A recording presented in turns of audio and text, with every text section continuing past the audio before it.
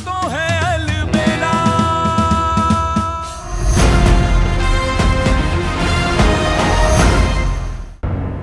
अरे सरोज बहू, कान्हा और कान्हा की दुल्हन कहाँ है? कहीं दिखाई नहीं दे रहे हैं अभी। हम यहाँ हैं दादी मौसी।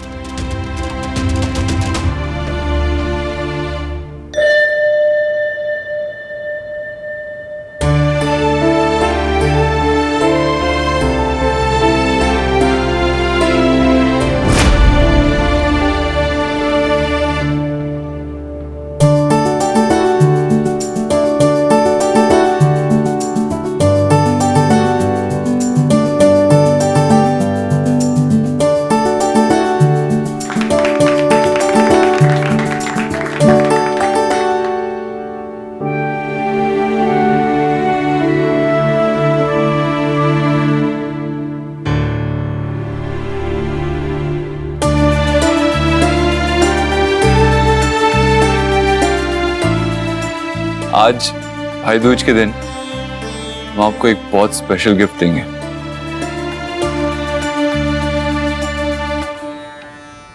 ऐसी क्या चीज हो सकती है? कहीं ऐसा तो नहीं कि नकली गहनों वाली बात इन तक पहुंच गई हो और बहन की शर्म में कोई असली मोटी चीज दे रहे हो उसे? कोई हार या हीरा या कुछ और? जो भी हो, मुझे आज हर हाल में पैसे चाहिए परवीन भाई, वरना छोड़ेंगे नहीं मुझे। गिफ्ट विफ्ट तो होते रहेगा, पर उससे पहले हम हमारी रस्म तो पूरी कर लें। तुम्हारी वाली रस्म मतलब? हाँ माँ, आप कैसे भूल गई? हर भाई दूज पर हम दीदी को अपने हाथ से खाना खिलाते हैं ना पहले।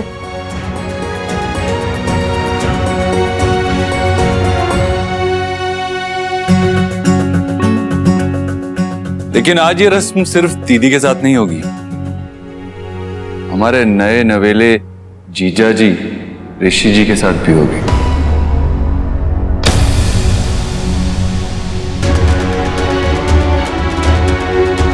आइए आइए जीजा जी।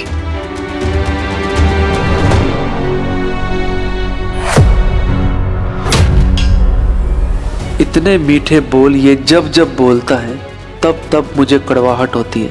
अब क्या करने वाला है ये? आजा आजा, आज तेरी अच्छी खातिरदारी होगी। बैठिए जीजा जी।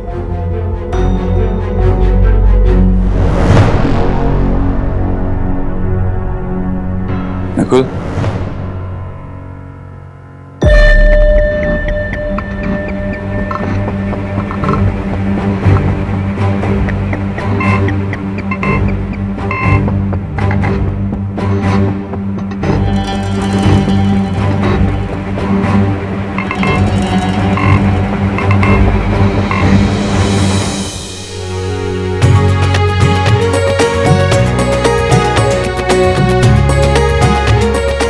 सबसे पहले कुसुम दीदी।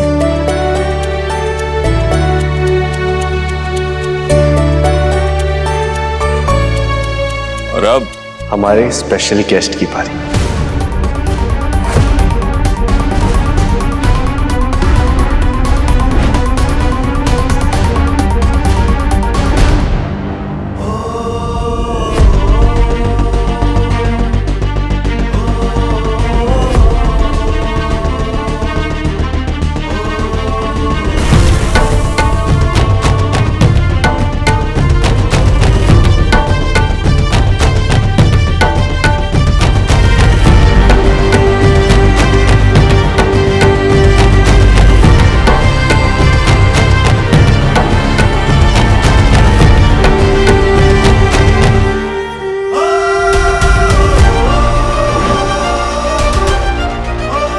देख बच्चों, अगर आज तेरे कान से धुआं नहीं निकाला ना, तो हम भी अलबेले कान्हा की नकुल तकूल नहीं।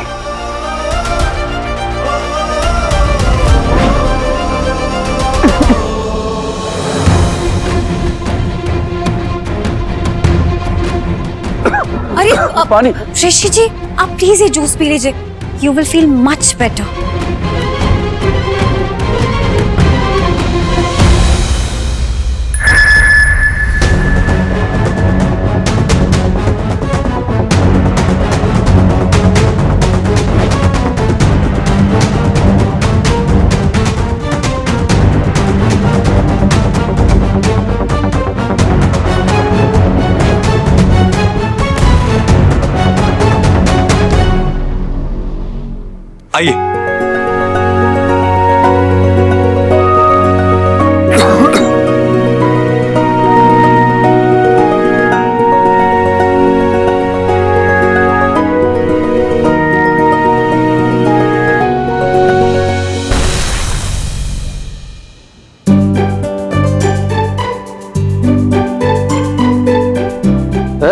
चौधरियों,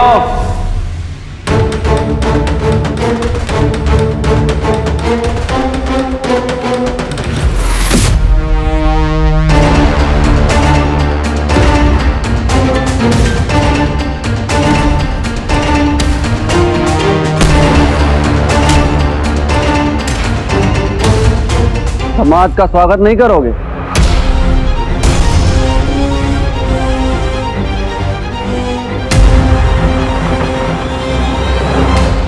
जो इंसान होशो आवाज में नहीं बोलता ना, नशे में सब पक देता है। अब हमारे प्यारे दामाद जी अपने मुंह से अपना सच उगलेंगे और उसके बाद हम इनकी जम के धुलाई करेंगे। क्या हुआ ऋषि जी, आप किसी बात से नाराज है क्या? हाँ, कुछ गलती हुई क्या हमसे, या फिर दीदी से? दीदी अच्छी नहीं लगती आपको? कुछ कहना चाहते हैं क्या आप उनके बारे में? कुछ, बहुत कुछ। बिल्कुल भी पसंद नहीं है मुझे तुम्हारी दीदी।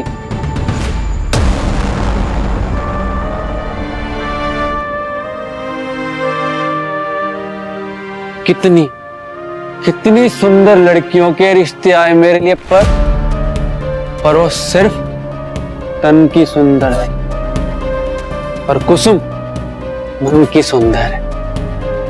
सूरत के साथ साथ सीरत भी खूब दी है भगवान ने उसे।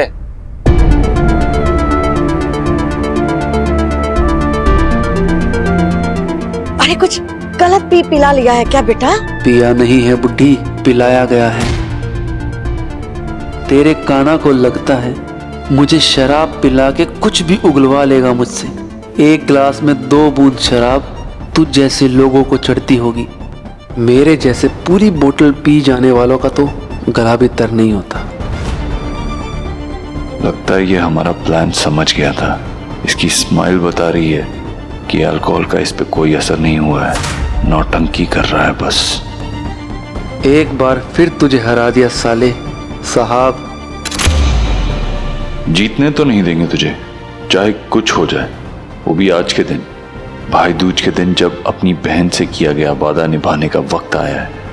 दीदी की कसम, बहुत बुरा हाल करेंगे तेरा। बस तू गलती कर तो सही। क्या सोच रहे हो काना?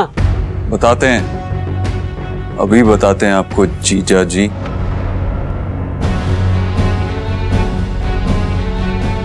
माँ, बचपन से लेके आज तक सुनते आए हैं कि हम हर काम टेढ़े तरीके से ही करते हैं। शायद इसीलिए लोग हमें अलबेला कहते हैं, लेकिन आज हम एक सीधा काम टेढ़े तरीके से करने जा रहे हैं। हम समझे नहीं काना, तू क्या करने जा रहा है? बस काना, बहुत हो गया। आज के दिन के लिए काफी तमाशा हो चुका। हमें लगता है कि अब सबको अपने अपने कमरे में जाके आराम करना चाहिए, इससे पहले कि बात और बिगड़ जाए। अब कुछ बिगड़ेगा नहीं मौसी दादी, अब चीजें सुलझेंगी। आज भाई दूज के दिन हम अपनी बहन को यह आश्वासन दिलाएंगे कि हम हमेशा उसकी खुशियों का ध्यान रखेंगे। उसके हिस्से की खुशियां उसे जरूर मिलेंगी। हम भाई होने का फर्ज निभाएंगे। क्या चल रहा है तुम दोनों के दिमाग में? क्या करने वाले हो तुम? काना हमें बता। एक रिक्वेस्ट है माँ,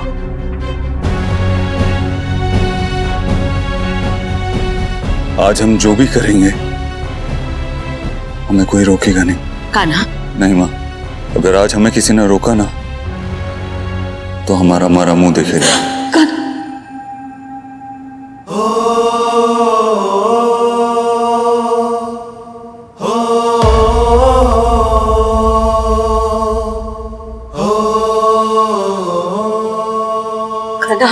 कसम दे चुके हैं माँ, और सिर्फ आपको नहीं, सबको।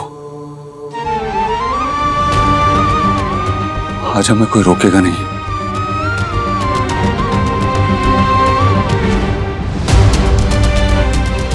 बस अब कर डाल, ताकि ये ऋषि और इसकी बदतमीजियों का चैप्टर हमेशा के लिए खत्म हो जाए।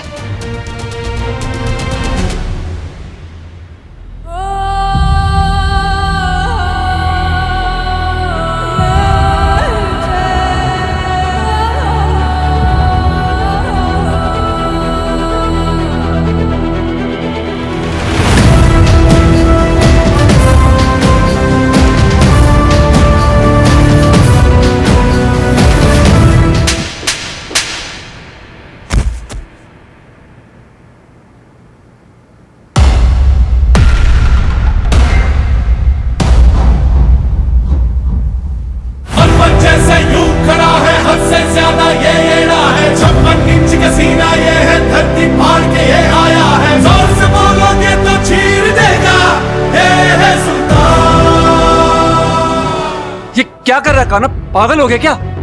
भूल गया मैं इस घर का दामाद हूं। चलो उसी बहाने तुमने गंदी नशे में होने की एक्टिंग तो बंद की, और जितनी गंदी तुम नशे में होने की एक्टिंग कर रहे थे ना, उससे भी गंदे इंसान हो तुम। और वो सच भी हम सबके सामने आज लाके रहेंगे। लेकिन उससे पहले आपकी आरती तो उतार लें।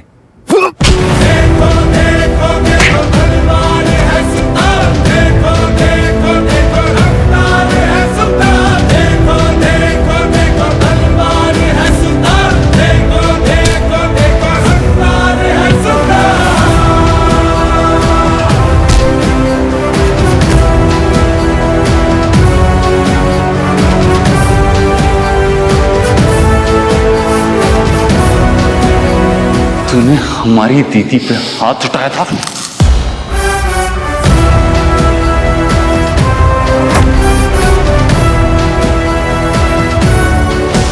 उनके माथे पे चोट लगाई थी।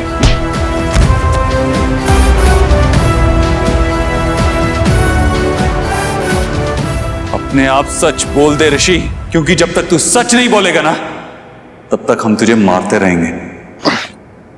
या तो तू अब सच बोलेगा या तो हमारे हाथों मरेगा।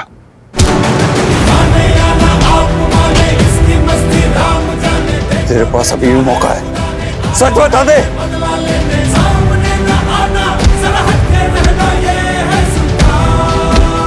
कितना ढीठ आदमी है।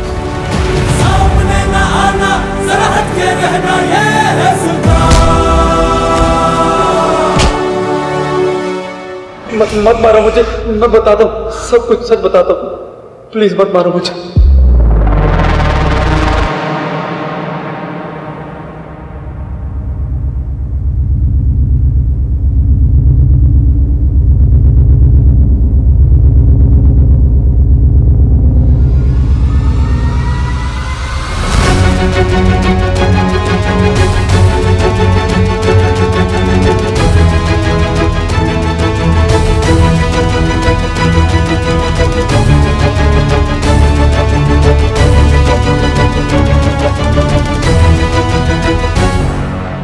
ये सच है कि कुसुम मुझे पसंद नहीं और ना ही कभी पसंद थी।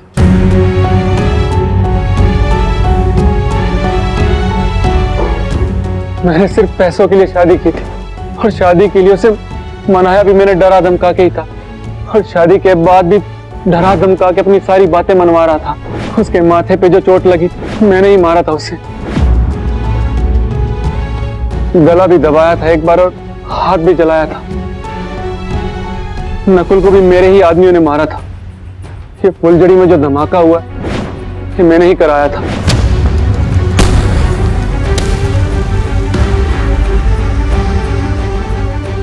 मैंने अब तक हर चीज झूठ बोली है। मुझे माफ कर दो कुसुम, मैं अपनी हर गलती कबूल करता हूं और आइंदा से कभी नहीं करूंगा। मैं तुम्हें बहुत खुश रखूंगा। प्लीज मुझे माफ कर दो कुसुम। उठ। इंस्पेक्टर साहब,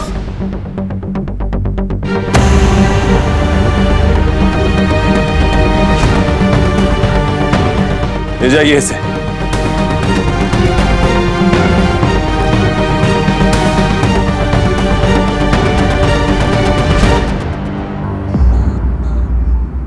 हे भगवान, क्या समझा था हमने इसे और ये क्या निकला। ये और इसका परिवार भी।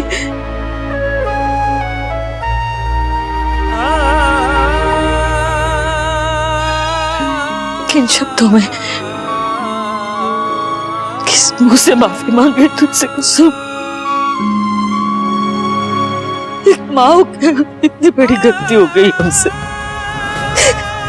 तेरे गुनहगार है, हम हमें माफ मत करना, जो चाहे सजा दे देना। नहीं माँ, नहीं माँ, इसमें आपकी कोई गलती नहीं है। आप बस अपनी बेटी का संसार बसते हुए देखना चाहती थी। अब हमारी ही किस्मत खराब है। कोई किस्मत तेरी खराब नहीं है, दिमाग हमारा खराब हो गया था। हमने हो गए थे, हम कुछ सुन नहीं रहे थे। कान्हा सयूरी ने हमें इतना कहने की कोशिश की, समझाने की कोशिश की, लेकिन हमारी मती मारी गई थी। हमने अपने हाथों से हमारी बेटी की जिंदगी खराब कर दी। मैं माफ कर देना। नहीं नहीं माँ, नहीं, सबसे माफी मांगते। हमसे बहुत बड़ी गलती हो गई, माफ कर दीजिए माँ। कुसुम बेटा, हम भी उतने ही गुनहगार हैं तेरे। मन ना मानते हुए भी हमने उससे तेरी शादी करवा दी। आप लोगों की कोई भी गलती नहीं है, इसमें किसी की भी कोई गलती नहीं है। हमने सोचा कि अगर ये भी रिश्ता हमने ठुकरा दिया तो ये रिश्ता भी चला जाएगा और हम जिंदगी भर आप लोगों पे बोझ बनकर रह जाएंगे। और अब सोचते हैं कि काश थोड़ी हिम्मत दिखाई होती या थोड़ी समझदारी दिखाई होती और आप लोगों को बता दिया होता तो ये नौबत कभी नहीं आती। आपने हमारे लिए अपनी पूरी लाइफ रिस्क पर लगा दी। तूने हमें क्यों नहीं बताया बिटिया? बेटियां कहाँ बता पाती हैं पापा। दीदी, हम जानते हैं एक लड़की पे कितना प्रेशर होता है शादी का। पता नहीं क्यों उसे ऐसा फील कराया जाता है कि उसकी लाइफ में उससे बड़ी और उससे बेटर चीज कोई हो ही नहीं सकती। तो अगर एक लड़की कुंवारी घर में हो तो लोगों को लगता है कि उसी में कोई कमी होगी, इसीलिए ऐसा हुआ है। और ये सिर्फ हमारे घर में नहीं, हमारे मोहल्ले में नहीं, बल्कि हमारे पूरे समाज में ऐसा ही होता है। लोगों की बातों से घर वाले इतना परेशान हो जाते हैं कि प्रेशर में आ जाते हैं, फिर ऐसे ही गलती कर बैठते हैं जल्दबाजी में। कुछ चीजें हम जल्दी जल्दी में अनदेखी कर देते हैं और कुछ देख के भी अनदेखी कर देते हैं। पहले दिन से हम भाई भाभी यही सोचते थे कि ऋषि दीदी के लिए बिल्कुल सही नहीं है, पर जब भी हमने ये बात कहने की कोशिश की तो हमें चुप कर दिया गया। हाँ, और हम मानते हैं कि दीदी घर में सबसे बड़ी है। उनके 2 छोटे भाई हैं, जिसमें से एक की शादी हो चुकी है, दूसरे की सगाई हो चुकी है, और दीदी घर पे कुंवारी है। लेकिन इसका ये मतलब नहीं है कि वो हम पर बोझ हैं, कि हम किसी से भी शादी करवा के अपने सर से वो बोझ हटा दें। शादी इतना कह के ना सब लोग को यही लगने लगता है कि शादी नहीं हुई तो पूरी जिंदगी खराब, कुछ नहीं बचा है जिंदगी में। पता है, इस समाज में शादी करना तो सबसे आसान होता है, लेकिन उसे निभाना मुश्किल होता है। और उससे भी ज्यादा मुश्किल होता है शादी को तोड़ना। एक लड़की के लिए तो बहुत ही ज्यादा मुश्किल होता है, क्योंकि टूटने के बाद लोग और 10 तरह के इल्जाम लगाते हैं एक लड़की पर। सोचिए ना, शादी तो हो गई, पर अगर जीवन साथी सही नहीं मिला तो, जैसे दीदी के साथ हुआ, तो पूरी लाइफ खराब।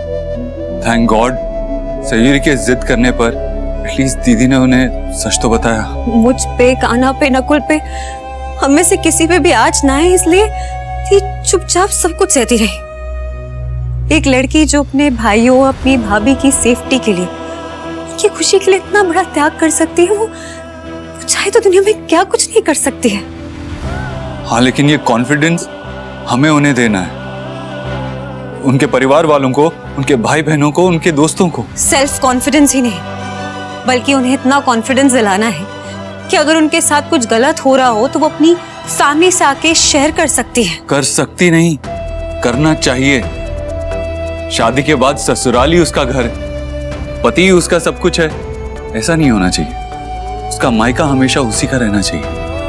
थैंक्स टू कृष्णा जी, उन्होंने दीदी को बचा लिया और उस ऋषि का पर्दाफाश हो गया। और अब जाके हमारी भाई दूज फाइनली सफल हुई।